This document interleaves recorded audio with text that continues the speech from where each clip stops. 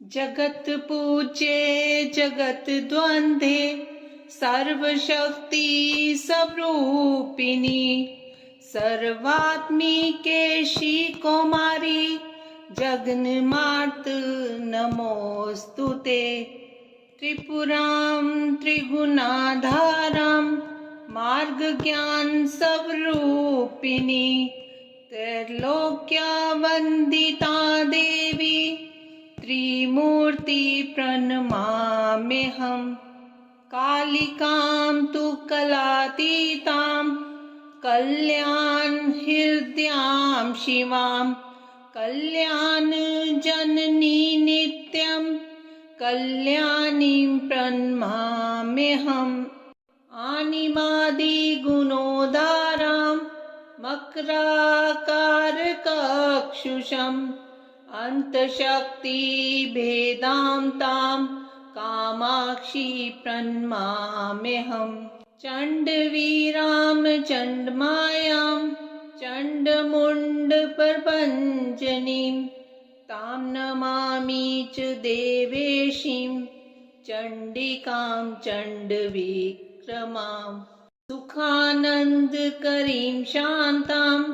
सर्वदेवैर्नमस्कृतां सर्वभूतात्मिकां देवीं शाम्भवीं प्रणमाम्यहम्। चण्डवीरां चण्डमायां रक्तबीजप्रभञ्जनीं तां नमामि च देवेशीं कालरात्रिं गुणशालिनीं। सुंदरीं स्वर्ण सर्वांगीं सुख सौभाग्यदायिनीं संतोष जननीं देवीं महागौरी प्रणमाम्यहम्। दुर्गमे दुस्तरे कार्य भयदुर्ग विनाशिनी प्रणमामि सदा भक्त्या दुर्गा दुर्गतिनाशिनी। राधा साध्यं साधनं यस्य राधा मंत्रो राधा मंत्रदात्री च राधा सर्वं राधा जीवनं यस्य राधा राधा राधा वाचिकिं तस्य शेषम्। जय जय गिरिवर राजकिशोरी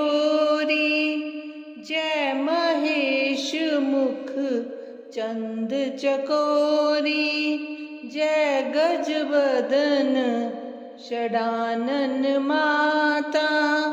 जगत जननी दामिनी दुति गाता।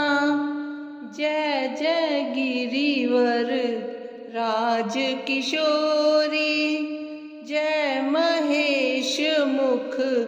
चंद चकोरी जय गजवदन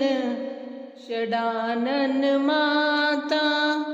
जगत जननी दामिनी दुति गाता। सुमन सवंदित सुंदरी माधवी चंद्र सहोदरी हेममये मुनिगण मंडित मोक्ष प्रदायिनी मंजुल भाषिनी वेदनुते पंकजवासिनी देव सुपूजित सद्गुण वर्षनि शांति युते। जय जय हे मधुसूदन कामिनी आदिलक्ष्मी सदा पालय माम्। अहि कलिकल्मषनाशिनि कामिनि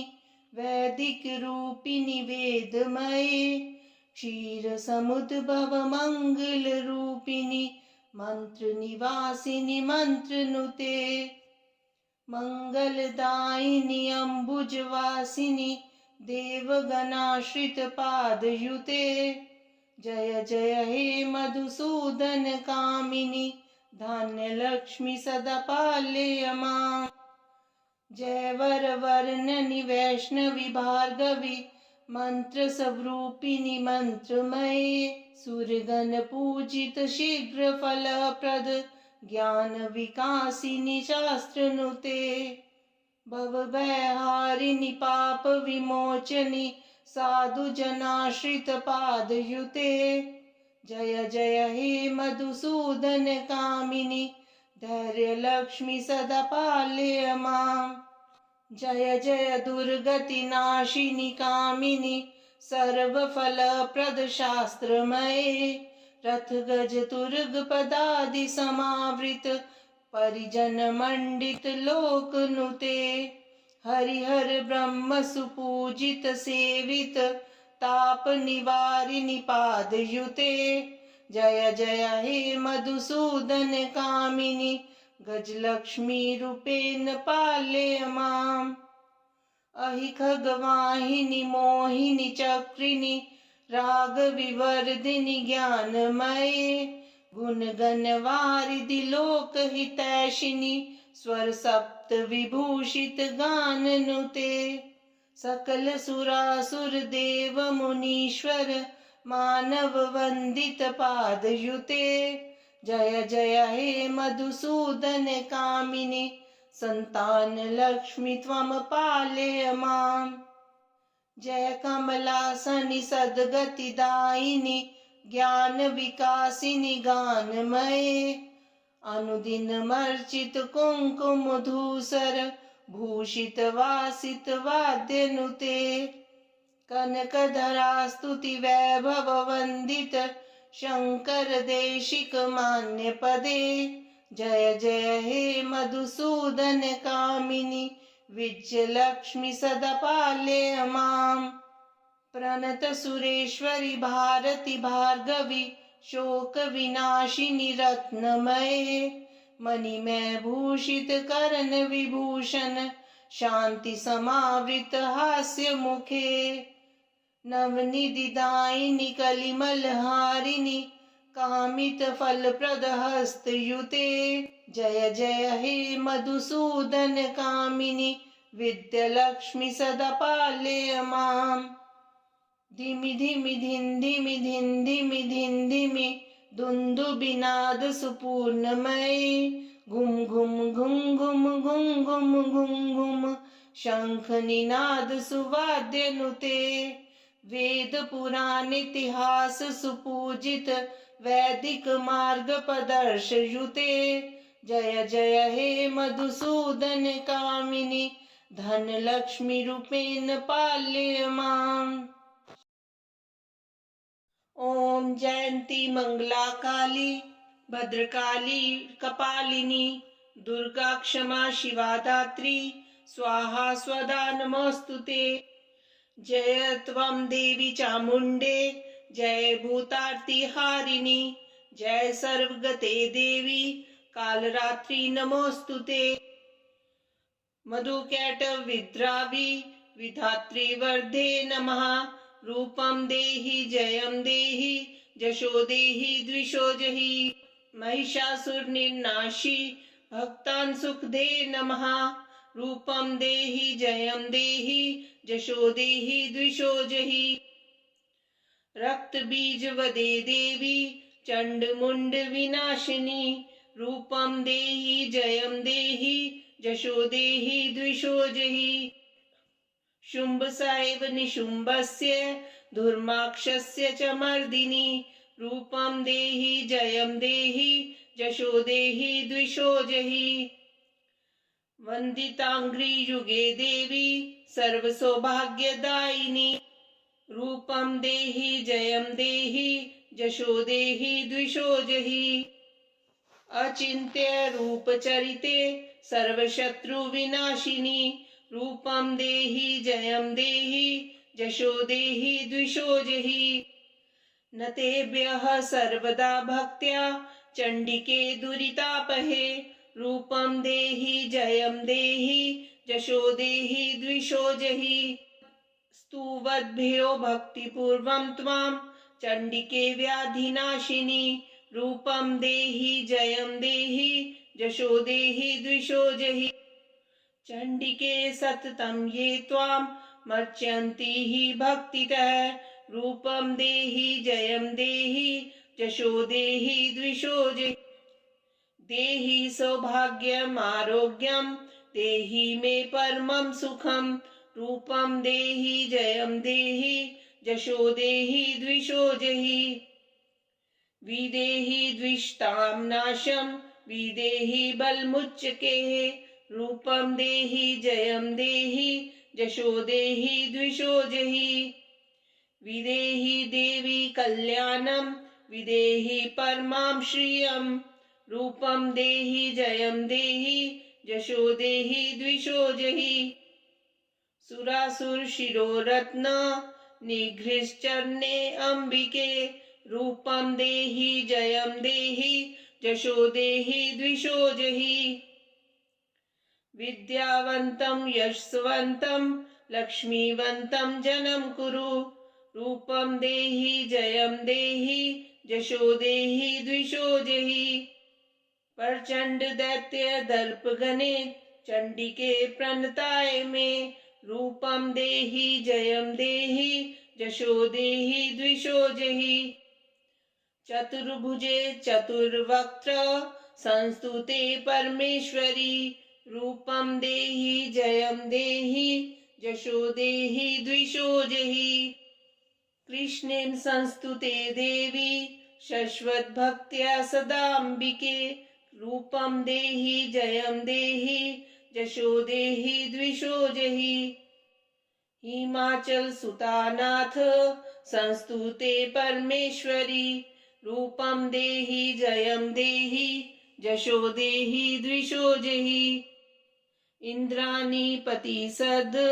भाव पूजिते परमेश्वरी रूपं देहि जयं देहि यशो देहि द्विषो जहि देवी प्रचंड दोर्दंड दैत्य दर्प विनाशिनी रूपं देहि जयं देहि यशो देहि द्विषो जहि देवी भक्त जनो दाम दत्तानन्दोदयम्बिके रूपं देहि जयं देहि यशो देहि द्विषो जहि पत्नीं मनोरमा देवी मनोवृतानुसारिणीं तारिणीं दुर्ग संसार सागरस्य कुलोद्भवाम् इदं स्तोत्रं पठित्वां तु महास्तोत्रं पठे नरः स तु सप्तशती संख्या वरमाप्नोति संपदाम् मुनीन्द्रवृन्दवन्दिते त्रिलोकशोकहारिणि प्रसन्नवक्त्रपङ्कजे निकुञ्जभूविलासिनि व्रजेन्द्रभानुनन्दिनि व्रजेन्द्रसूनु सङ्गते कदा करिष्यसि मां कृपा कटाक्षभाजनम् अशोकवृक्षवल्लरी वितानमण्डपस्थिते प्रवालबालपल्लव प्रभारुणाङ्घ्रिकोमले वराभयस्फुरत्करे प्रभूतसम्पदालये कदा करिष्यसि मां कृपाकटाक्षभाजनम् अनङ्गरङ्गमङ्गलप्रसङ्गभङ्गुरभ्रुमां सविभ्रमं ससम्भ्रमं दिगन्तवानपातने निरन्तरं वशीकृत प्रतीतनन्दनन्दने कदा करिष्यसि मां कृपाकटाक्षभाजनम् तडित् सुवर्ण चम्पक प्रदीप्त घोर विग्रहे मुखप्रभा परास्त कोटि शारदेन्दुमण्डले विचित्र चित्र संचर चकोरशावलोचने कदा करिष्यसि मां कृपा कटाक्षभाजनम् मदोन्मदाति यौवने प्रमोदमानमण्डिते प्रियानुरागरञ्जिते कलाविलासपण्डिते अनन्यधन्यकुञ्जराज्यकामकेलिकोविदे कदा करिष्यसि मां कृपाकटाक्षभाजनम् अशेष हाव भाव धीर हीर हार भूषिते प्रभूतशात कुम्भ कुम्भ कुम्भिकुम्भ सुस्तनि प्रशस्त मन्दहास्य चूर्ण पूर्ण सौख्य सागरे कदा करिष्यसि मां कृपा कटाक्ष भाजनम् मृणालवालवल्लरी तरङ्गरङ्ग दोर्लते लताग्रलास्य लोलनील लोचनावलोकने लल्लुलन्मिलन् मनोज्ञ मुग्ध मोहनाश्रय कदा करिष्यसि मां कृपा कटाक्ष भाजनम् सुवर्णमालिकाञ्चित त्रिरेख कम्बुकण्ठगे त्रिसूत्रमङ्गली गुण त्रिरत्न दीप्तिदीदिते सलोल नीलकुन्तल प्रसन्न गुच्छ गुम्फिते कदा करिष्यसि मां कृपा कटाक्ष भाजनम् नितम्ब बिम्ब लम्बमान पुष्प मेखला गुणे प्रशस्त रत्न किङ्किणी कलाप मध्य मंजुले करीन्द्र शुंड दंडिका वरोह शोभ गोरुके कदा करिष्यसि मां कृपा कटाक्ष भाजनम् अनेक मंत्र नाद मंजुनुप्रारवस्खलत् समाज राज हंस वंशनिक वनाति कौरवे विलोल हेम वल्लरी विडम्बि चारु चक्र में कदा करिष्यसि मां कृपा कटाक्ष भाजनम् अनंत कोटि विष्णु लोक नम्र पद्मचार्चिते हिमाद्रि चापुलोम जा विरिंचि जावर प्रदे अपार सिद्धि रिद्धि दिग्ध सत्पदांगुलीनके कदा करिष्यसि मां कृपा कटाक्ष भाजनम् मखेश्वरी क्रियेश्वरी स्वदेश्वरी सुरेश्वरी त्रिवेद भारतीश्वरी प्रमाण शासनेश्वरी रमेश्वरी क्षमेश्वरी प्रमोद काननेश्वरी ब्रजेश्वरी प्रजाधिपे शिराधिके नमोस्तुते इतीदमद्भुतं स्तवं निशम्य भानुनन्दिनी करोतु सन्ततं जनं कृपा कटाक्ष भाजनं भवेत् दैव संचिता त्रिरूप कर्म नाशनं लभेत् तदा वर्जेन्द्र सूनु मंडल प्रवेशनम् जय जय श्री राधे।